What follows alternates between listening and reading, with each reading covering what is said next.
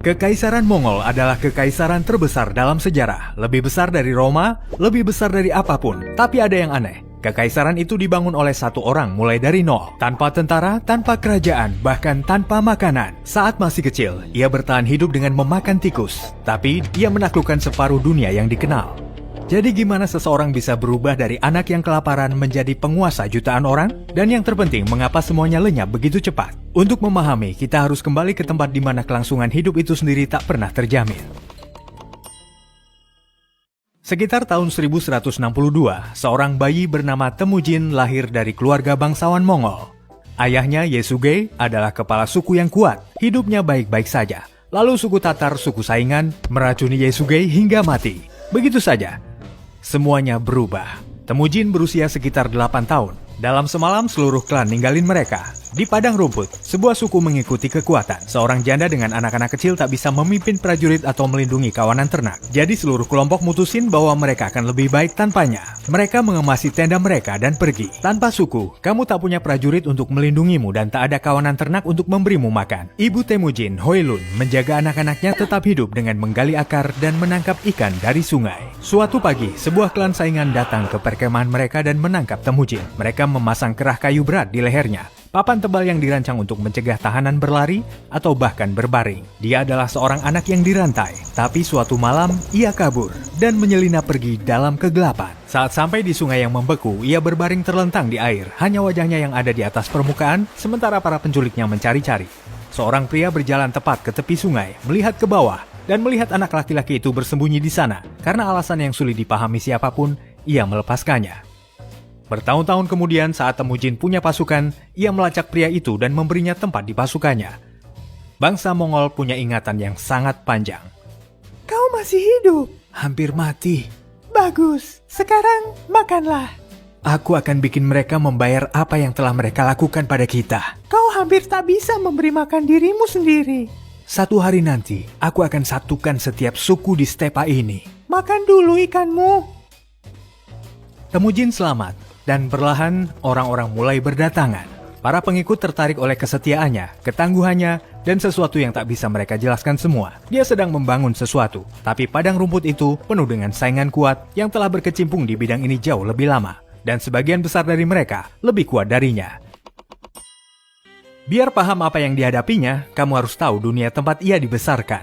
Lihat semua ruang kosong di peta itu adalah stepa. Padang rumput datar yang luas membentang dari Eropa Timur hingga Tiongkok. Selama ratusan tahun, puluhan suku nomaden berkeliaran di sana, saling bertarung memperebutkan rumput dan hewan yang sama.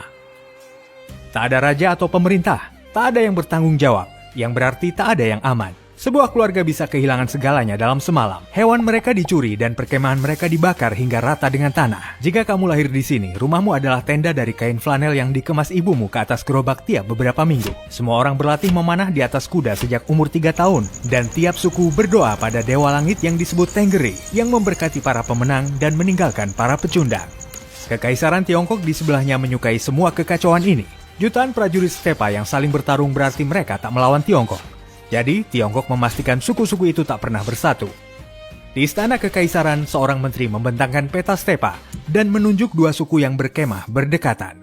Ia mengirim gerobak yang syarat dengan sutra dan perak ke suku pertama. Hadiah-hadiah itu membeli kepercayaan mereka. Lalu utusannya berbisik bahwa suku tetangga berencana untuk menyerang mereka. Keesokan paginya, gerobak yang persis sama tiba di suku kedua dengan hadiah yang persis sama dan kebohongan yang tak berbeda.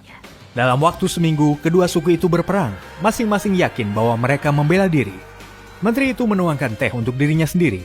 Mereka telah melakukan trik ini selama berabad-abad. Gimana kalau kita bekerja sama? Berhentilah berkelahi, mari berbagi padang rumput. Aku pernah berbagi padang rumput dengan orang terakhir yang bilang begitu. Dia mencuri kudaku. Aku berbeda. Itu yang dia katakan. Bagaimana jika aku menikahkan putriku dengan putramu? Putrimu mencoba menikam putraku musim panas lalu. Dia terlalu semangat. Tidak mungkin. Tak ada yang bisa menyatukan orang-orang ini, sampai seorang anak laki-laki yang dibesarkan dalam kemiskinan total menemukan caranya. Suku Tatar telah membunuh ayah Temujin. Suku Kerait, suku besar lainnya, dipimpin oleh seorang pria bernama Togrul, yang dulunya adalah teman Temujin. Kedua suku itu punya ribuan prajurit. Temujin tetaplah yang paling lemah. Jadi dia melakukan sesuatu yang belum pernah dicoba siapapun di Stepa. Dia berhenti peduli dari keluarga mana seseorang berasal. Di Stepa, putra kepala suku selalu mendapat pekerjaan terbaik. Itulah aturannya. Temujin membuang aturan itu. Jika seorang anak gembala bertarung lebih baik daripada seorang pangeran, anak gembala itu akan dipromosikan. Dia juga membagi rampasan perang secara merata, alih-alih membiarkan para bos besar mengambil barang-barang terbaik lebih dulu. Kau mempromosikan seorang gembala di atasku. Dia komandan yang lebih baik daripada kau. Keluarga saya telah memimpin prajurit selama 3 generasi. Dan dia memenangkan 3 pertempuran dalam satu musim panas. Para kepala suku lainnya tak akan membiarkan ini terjadi. Para kepala suku lainnya sudah bekerja untukku. Kau akan membunuh dirimu sendiri. Orang-orang terus mengatakan itu, namun tetap saja. Dan saat dia mengalahkan suku saingan, dia tidak memusnahkan mereka. Dia memisahkan orang-orang mereka dan mencampurnya ke dalam barisan pasukannya sendiri, hingga mereka tak bisa berkumpul lagi dan memberontak. Anak musuhmu berkuda di samping anakmu. Seiring waktu, mereka berhenti menjadi musuh. Ini benar-benar hal baru di Stepa. Setiap penakluk lain sebelum dia telah membantai pihak yang kalah atau mengusir mereka. Temujin memanfaatkan mereka. Dalam beberapa tahun, prajurit dari setengah lusin suku yang berbeda bertempur berdampingan di bawah komandan yang sama. Dan sebagian besar dari mereka telah mencoba saling bunuh satu musim sebelumnya. Di tahun 1203, Togrul berbalik melawan Temujin, yakin bahwa dia menjadi terlalu kuat. Kesalahan besar. Temujin menghancurkan Kereid dalam pertempuran yang berlangsung selama 3 hari. Dalam 2 tahun, setiap saingan telah jatuh. Di tahun 1206, semua suku berkumpul dalam sebuah pertemuan besar yang disebut Kurultai. Sebuah pertemuan besar di mana para pemimpin Stepa membuat keputusan-keputusan besar bersama. Mereka memberi Temujin nama baru, Genghis Khan, yang secara kasar berarti penguasa universal. Setiap suku di Stepa sekarang tunduk pada satu orang. Dan tepat di sebelahnya terdapat kerajaan-kerajaan dengan tembok-tembok yang sangat besar dan jutaan penduduk. Genghis Khan telah menyadarinya. Kerajaan-kerajaan itu punya semua keuntungan di atas kertas. Kota-kota bertembok, tentara terlatih, jauh lebih banyak penduduk. Bangsa Mongol punya kuda dan busur. Ternyata itu lebih dari cukup. Setiap prajurit Mongol telah berlatih menunggang kuda dengan busur sejak masih balita. Mereka bisa mengenai sasaran dengan kecepatan penuh. Setiap prajurit menyimpan 3 hingga 5 kuda cadangan dan berganti-ganti di tengah perjalanan, sehingga hewan-hewan itu tak pernah lelah. Pasukan Mongol bisa menempuh jarak 100 mil dalam 1 hari. Tak ada pasukan lain di dunia yang mendekati kemampuan mereka. Trik favorit mereka di medan perang adalah mundur pura-pura. Mereka akan menyerang musuh, lalu tiba-tiba panik dan melarikan diri. Pasukan lain akan mengira mereka telah menang dan mengejar mereka. Tapi mengejar berarti memecah formasi. Menyebar, kehilangan semua disiplin. Dan saat itulah bangsa Mongol akan berputar dan menembakkan panah ke arah kekacauan yang tersebar. Itu berhasil hampir setiap saat. Jenderal, bangsa Mongol sedang mundur. Hah? Aku tahu mereka akan lari. Kejar mereka. Pak, bukankah kita harus dalam formasi? Mereka kabur. Ini kesempatan kita. Cuma 3 pasukan terakhir yang mengejar mereka, semuanya musnah. Kita berbeda. Itu kata-kata terakhir mereka, Pak. Serang! 2 jam kemudian, pasukan sang jenderal sudah tak ada lagi. Seluruh pasukan terorganisir rapi dalam kelompok yang terdiri dari 10, 100 ribu, dan 10 ribu orang. Perintah disampaikan memakai bendera dan panah sinyal, sehingga tiap prajurit tahu persis di mana harus berada, bahkan di tengah kekacauan pertempuran. Tapi senjata paling licik tiba sebelum pasukan tiba. Mata-mata Mongol berkuda lebih dulu untuk menyebarkan cerita-cerita mengerikan tentang apa yang terjadi pada kota-kota yang melawan. Pada saat tentara sungguhan muncul, separuh musuh sudah gemetar. Di luar benteng kecil di tepi Stepa, para pembela berbaris di tembok mereka dan mengamati cakrawala. Awan debu muncul, lalu bentuk-bentuk. Ribuan penunggang kuda membentang sejauh mata memandang. Komandan benteng merasa mual. Seluruh garnisunnya hanya 200 orang. Tapi yang tak dia ketahui adalah bahwa separuh dari penunggang kuda di luar sana adalah boneka yang diikatkan pada kuda cadangan. Karung jerami berbalut baju besi yang bergoyang-goyang di atas pelana. Bangsa Mongol terus-menerus memakai trik ini. Membuat pasukan tampak 2 atau 3 kali lipat ukuran sebenarnya. Beberapa kerajaan menyerah tanpa perlawanan. Setengah dari pasukan yang mereka takuti hanyalah orang-orangan sawah. Target pertama adalah Xia Barat, sebuah kerajaan yang ada di perbatasan Mongol di wilayah yang sekarang merupakan Tiongkok Barat Laut. Tembok-tembok besar, para pembela yang percaya diri. Bangsa Mongol belum pernah menyerang kota bertembok sebelumnya dan tak tahu gimana cara menembusnya. Jadi mereka mencoba segala cara. Seorang komandan memerintahkan pasukannya membendung sungai dan mengarahkan air langsung ke tembok kota. Idenya adalah untuk membanjiri pertahanan dan menghanyutkannya. Upaya itu setengah berhasil, air merusak tembok tapi juga membanjiri perkemahan Mongol. Mereka belajar dari kekacauan itu, menangkap insinyur musuh, dan memaksa mereka membangun senjata pengepungan yang layak. Di tahun 1209, Xia Barat menyerah. Selanjutnya datang dinasti Jin, yang memerintah Tiongkok Utara dan memiliki sekitar 50 juta penduduk. Bangsa Mongol mungkin hanya memiliki total 1 juta orang. Berapa banyak tentara yang mereka punya? Mungkin 100.000? Kita punya 600.000. Apa sebenarnya masalahnya? Mereka bergerak lebih cepat dari apapun yang pernah saya lihat. Mereka adalah kaum nomaden, mereka tinggal di tenda. Mereka juga baru saja menaklukkan Xia Barat. Xia Barat sangat kecil. Mereka telah belajar menghancurkan tembok, dan mereka membawa insinyur. Saya yakin tembok kita akan bertahan. Tembok itu tidak bertahan. Bangsa Mongol mempelajari trik baru di setiap kota yang mereka rebut. Para tawanan yang tahu cara membuat ketapel langsung dipekerjakan. Senjata bubuk mesiu, mereka juga berhasil membuatnya. Dan satu persatu, benteng-benteng di sepanjang tembok besar mulai runtuh. Beberapa diserbu, yang lain dibiarkan kelaparan. Dan tidak sedikit komandan yang melihat apa yang akan terjadi dan langsung membuka gerbang. Bangsa Mongol menerobos tembok besar, dan begitu mereka melewatinya, Tiongkok Utara terbuka lebar. Kota demi kota jatuh dengan cepat. Di tahun 1215, mereka telah merebut ibu kota Jin, Beijing modern. Namun, tepat saat Genghis Khan menyelesaikan tugasnya di Tiongkok, sebuah pesan tiba dari barat. Seseorang yang berada sangat jauh telah membuat keputusan yang sangat bodoh. Setelah menaklukkan Tiongkok, Genghis Khan sebenarnya inginkan perdamaian dengan tetangga-tetangga baratnya. Kekaisaran Khwarezmian, sebuah kerajaan besar dan kaya yang meliputi sebagian besar wilayah Iran dan Asia Tengah modern, tampak seperti mitra dagang yang sempurna. Jadi ia mengirim kafilah yang terdiri dari sekitar 450 pedagang ke kota perbatasan Khwarezmian yang bernama Otrar. Kafilah itu syarat dengan barang dagangan, sebuah tawaran perdamaian. Gubernur Otrar, seorang pria serakah bernama Inalchuk, melihat semua kekayaan itu dan tak bisa menahan diri. Ia menuduh para pedagang sebagai mata-mata, menangkap setiap orang, dan mengambil semua yang mereka punya. Genghis Khan berusaha keras untuk tetap tenang, mengirim 3 diplomat pada penguasa Khwarezmian Shah Muhammad. Pesannya sederhana, hukum gubernurmu, kembalikan barang-barang kami dan kami akan melupakan semuanya. Tanggapan Syah sungguh luar biasa.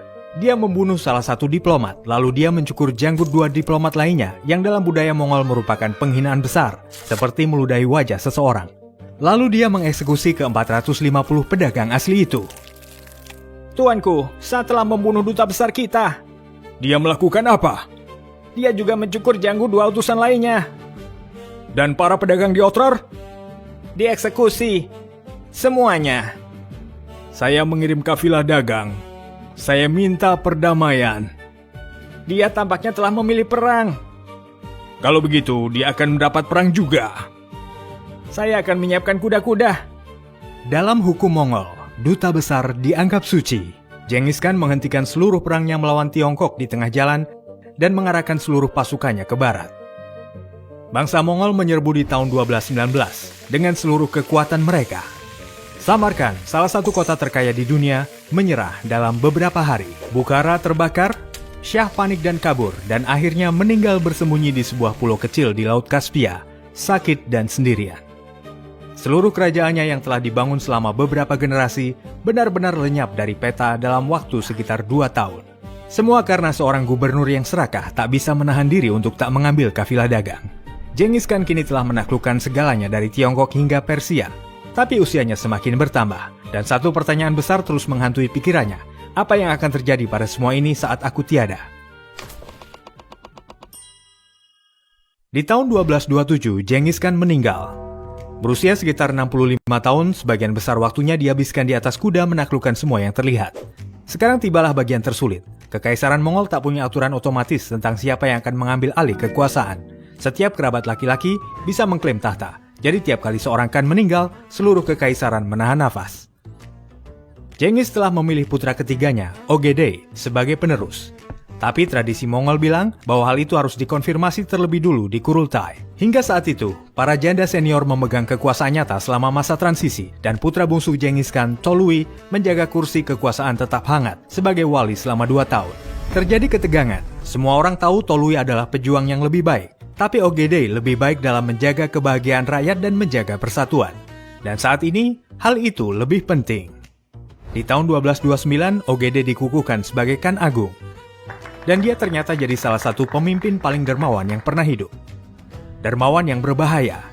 Ia akan memberi seluruh harta kekayaan pada para pedagang yang berkunjung membagikan anggaran militer sebagai hadiah. Dan mengadakan pesta yang berlangsung berhari-hari. Ia juga membangun ibu kota pertama kekaisaran yang sebenarnya di Karakorum, sebuah kota di Mongolia Tengah yang menjadi persimpangan bagi para pedagang, diplomat, dan para pengrajin dari seluruh dunia yang dikenal. Di bawah OGD, kekaisaran mendapatkan sistem pos pertamanya yang sesungguhnya, sensus untuk pengumpulan pajak, dan jaringan lumbung untuk mencegah kelaparan. Bangsa Mongol belajar gimana memerintah, bukan hanya menaklukkan, tapi OGD punya satu kelemahan serius. Ia terus-menerus minum, dan keluarganya tak bisa menghentikannya. Kau minum 12 cangkir tadi malam. Aku hanya minum 6. Kau pakai cangkir sebesar mangkuk. Secara teknis, itu memang mangkuk. Kesepakatannya kan cuma 6 cangkir. Dan aku minum 6 cangkir besar. Aku akan ambilkan bidal untukmu. Akan aku tenggak saja.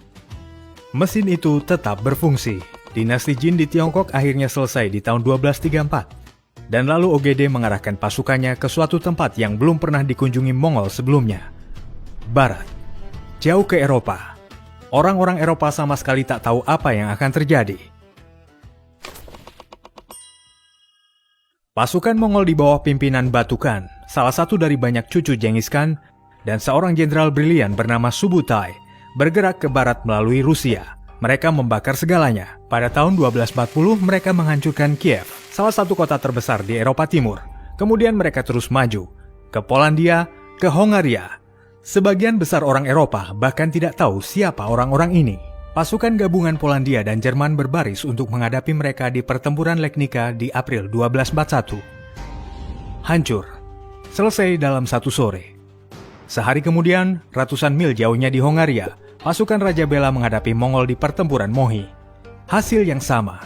2 pasukan besar Eropa hancur dalam 2 hari. Di 2 negara yang berbeda. Polandia kalah. Kapan? Kemarin. Bagaimana dengan Hongaria? Juga kemarin, pertempuran yang berbeda. 2 pasukan dalam 2 hari. Mereka bergerak lebih cepat daripada utusan kita. Jadi siapa yang akan menghentikan mereka? Saya berharap Anda punya ide. Ide saya adalah berharap Polandia akan menghentikan mereka. Ya, soal itu. Kepanikan total. Para raja mengemasi barang mereka. Paus menulis surat putus asa. Tak ada penghalang antara Mongol dan Eropa Barat. Lalu seorang utusan Mongol tiba dengan berita dari kampung halamannya. OGD Khan telah meninggal. Terlalu banyak minum akhirnya berdampak buruk padanya. Dan tradisi Mongol bilang bahwa semua pemimpin senior harus pulang untuk memilih Khan Agung berikutnya. Jadi bangsa Mongol cuma berbalik dan pergi. Eropa diselamatkan oleh masalah minum seorang pria. Baghdad di tahun 1250-an adalah ibu kota intelektual dunia, pusat zaman keemasan Islam, tempat para cendekiawan, penyair, dan ilmuwan berkumpul selama 500 tahun. Perpustakaan penuh dengan buku, pasar dipenuhi emas. Jika kamu ingin menemukan orang-orang terpintar yang masih hidup, disinilah tempatnya. Bangsa Mongol sedang menuju langsung ke sana, dipimpin oleh Hulegu, cucu dari Khan Agung sendiri. Mereka mengirimkan pesan pada penguasa kota, Khalifah Al-Musta'sim. Khalifah pada dasarnya adalah pemimpin terpenting di seluruh dunia Muslim. Seperti Paus, tapi untuk Islam. Pesannya sederhana, menyerah atau sebaliknya. Khalifah, bangsa Mongol telah mengirimkan syarat, menyerah dan Anda akan hidup. Baghdad menyerah? Haha, mereka cuma menggertak. Mereka telah menghancurkan kekaisaran Khwarasmian, Samarkand, Bukhara, dan semuanya. Kita adalah pusat Islam. Tuhan akan melindungi kita. Mereka menyembah langit. Mereka tak peduli itu. Tuhan tak melindungi Samarkand. Usir Mongol. Bilang pada mereka, Baghdad tidak akan tunduk. Saya berharap Anda mempertimbangkan kembali. Saya sudah bertitah. Khalifah hanya mendengar apa yang ingin didengarnya. Hasilnya seperti yang kamu duga. Tentara Hulegu mengepung kota dan menghancurkannya dalam beberapa minggu. Perpustakaan legendaris yang menyimpan pengetahuan berabad-abad tentang matematika, kedokteran, astronomi, dan filsafat hancur.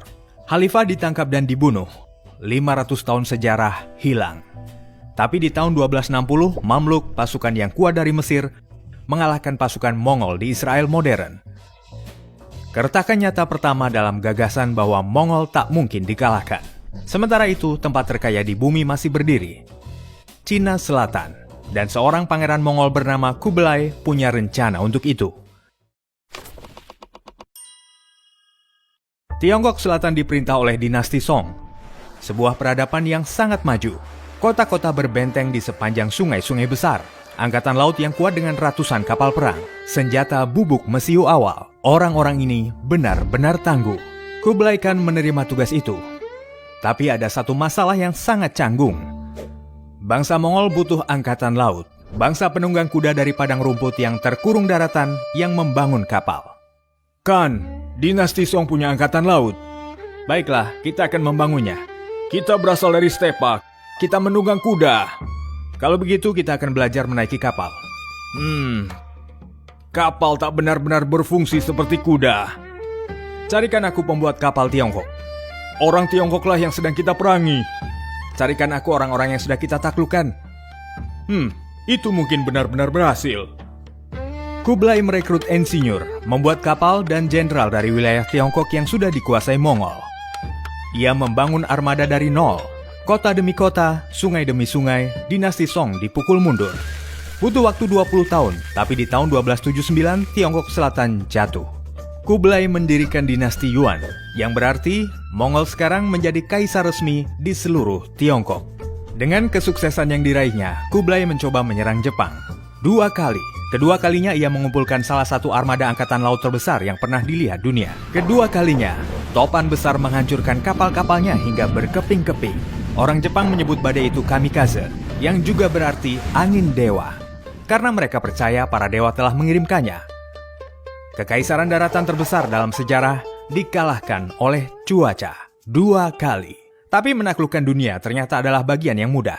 Sekarang seseorang harus benar-benar menjalankannya. Bangsa Mongol telah menaklukkan wilayah yang membentang dari Pasifik hingga Eropa Timur. Puluhan bahasa, puluhan agama, puluhan sistem hukum. Semua ada di bawah kendali kaum nomaden yang hingga baru-baru ini bahkan belum punya sistem tulisan sendiri. Langkah cerdas mungkin adalah membakar semuanya dan memulai dari awal. Namun, bangsa Mongol melakukan sesuatu yang tak diharapkan siapapun. Mereka mempertahankan semuanya. Menaklukkan sebuah kota, pejabat yang sama yang mengelolanya kemarin masih mengelolanya hari ini. Mereka hanya bertanggung jawab pada gubernur Mongol sekarang. Kamu juga bisa mempertahankan agamamu. Apakah kamu Kristen, Muslim, Buddha, atau apapun, selama kamu bayar pajak dan berdoa untuk Khan. Ini tak biasa pada masa itu. Sebagian besar penakluk memaksakan agama mereka pada semua orang. Bangsa Mongol benar-benar tak peduli dewa apa yang kamu sembah. Mereka punya penganut Buddha, Muslim, Kristen, dan dukun yang semuanya hidup di bawah hukum yang sama. Yang penting adalah loyalitas dan pendapatan pajak. Mereka membangun jaringan jalan dan stasiun penghubung di seluruh kekaisaran. Para penunggang kuda yang segar membawa pesan ribuan mil dalam hitungan minggu. Sebuah pesan bisa sampai dari Tiongkok ke Persia dalam waktu kurang dari 2 minggu, lebih cepat daripada apapun di dunia saat itu. Mereka menciptakan paspor khusus yang disebut Paiza, sebuah tablet logam yang berfungsi sebagai kartu akses semua area. Kamu menunjukkannya di pos pemeriksaan manapun, dan tak ada yang mengganggumu. Para bandit di jalan diburu oleh patroli Mongol, membuat rute lebih aman daripada berabad-abad sebelumnya. Kau seorang penenun? Ya, tolong jangan bunuh aku. Membunuhmu? Kau ikut dengan kami. Kemana? Ke timur. Kan butuh penenun. Tapi keluargaku ada di sini. Mereka juga ikut denganmu. Kau akan punya bengkel, rumah, dan bahan-bahan. Jadi, aku seorang tahanan? Kau seorang karyawan bergaji tinggi. Apakah aku punya pilihan?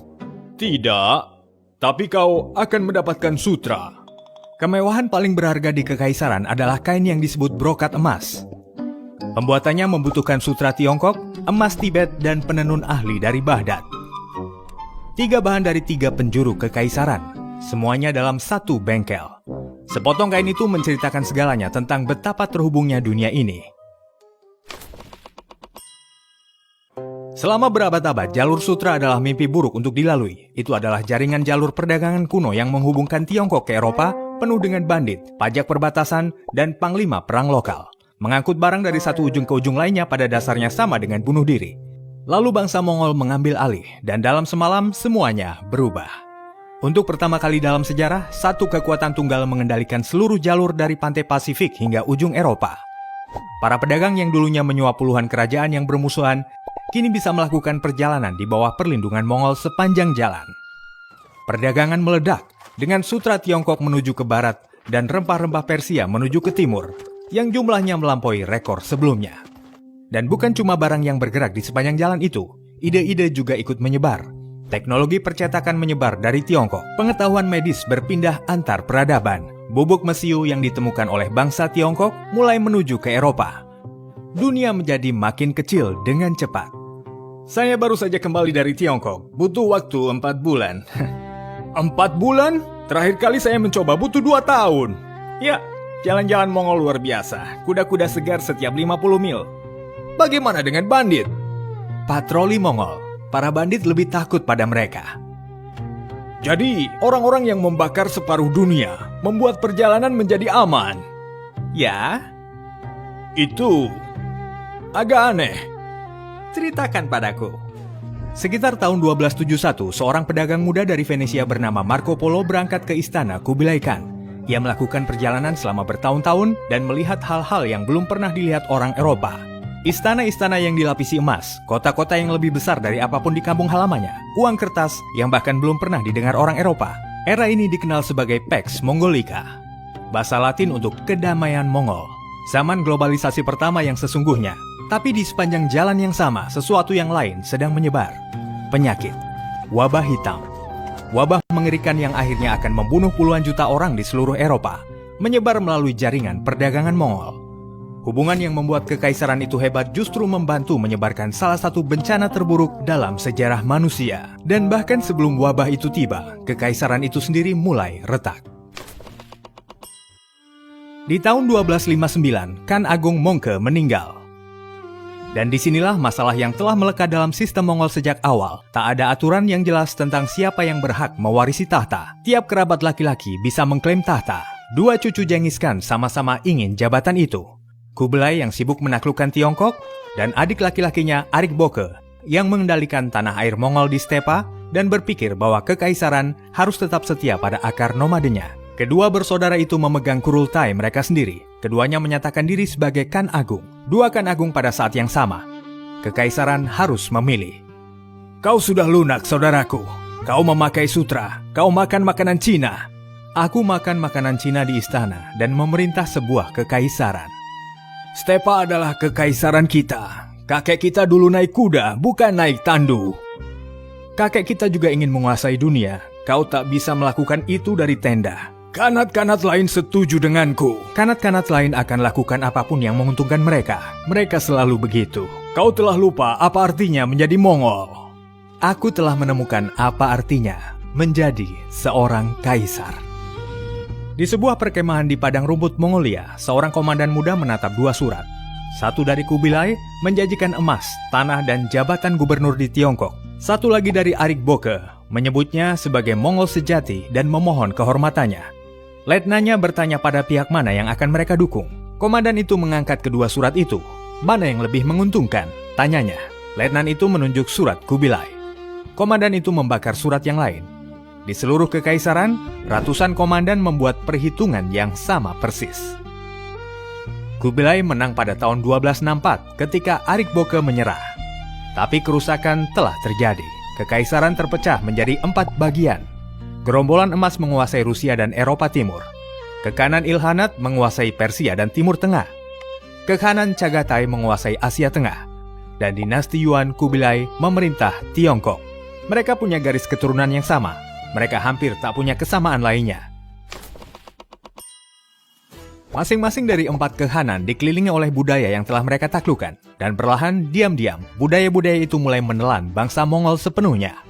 Di Tiongkok, keturunan Kubilai Khan mengadopsi upacara istana Tiongkok, mempekerjakan penasehat Tiongkok, dan mengikuti adat istiadat Tiongkok. Dalam beberapa generasi, cucu-cucu prajurit Stepa berbicara bahasa Tiongkok lebih baik daripada bahasa Mongolia. Di Persia, Ilkhanat memeluk Islam dan mulai hidup seperti raja-raja Persia. Di Stepa, Kehanan Chagatai tak bisa sepakati apapun. Setengahnya ingin tetap nomaden, setengah lainnya ingin istana dengan air mancur. Khan mengadakan jamuan makan tadi malam. Musik Tiongkok, puisi Tiongkok. Jadi, dia kaisar Tiongkok? Dia orang Mongol. Dia keduanya. Kau tak bisa keduanya. Kakek-kakek kita tidur di bawah langit. Kakek-kakek kami menaklukkan tempat ini agar kami tak perlu tidur di bawah langit. Hah, dan apa yang terjadi jika kita lupa cara menunggang kuda? Kalau gitu, kurasa kita hanya orang Tiongkok. Hah, itulah yang kutakutkan sebenarnya. Di halaman istana ibu kota Yuan, seorang pangeran Mongol remaja sedang mengikuti pelajaran menunggang kuda. Ia telah tinggal di istana sepanjang hidupnya. Instruktur kuda, seorang prajurit Stepa tua, melihatnya terombang-ambing di atas pelana dan meringis. "Jepit dengan lututmu," katanya. Sang pangeran jatuh. Instruktur itu menatap langit. Genghis Khan menaklukkan dunia dengan menunggang kuda. Cicitnya tak bisa tetap ada di atas kuda. Di tahun 1350-an, pemberontakan besar-besaran meletus di seluruh Tiongkok. Seorang pria bernama Zhu Yuanzhang yang tumbuh dalam kemiskinan sebagai pembantu biksu mengumpulkan jutaan pemberontak Tiongkok dan mengusir Mongol. Di tahun 1368, dinasti Yuan berakhir. Bangsa Mongol diusir kembali ke Stepa tempat mereka berasal. Ilkhanat telah runtuh di tahun 1335. Gerombolan emas mulai melemah saat para pangeran Rusia melakukan serangan balik. Tapi dari reruntuhan itu, seorang panglima perang bernama Timur bangkit di Asia Tengah dan membangun kerajaannya sendiri. Berabad-abad kemudian, keturunan Timur Babur mendirikan kekaisaran Mughal di India. Nama Mughal secara harfiah berasal dari kata Mongol. Dan sebuah studi terkenal mengklaim bahwa kira-kira 1 dari tiap 200 pria yang hidup saat ini membawa DNA yang terkait dengan keluarga Genghis Khan. Bangsa Mongol tak menghilang. Mereka diserap oleh budaya yang telah mereka taklukkan. Garis keturunan mereka masih ada di luar sana.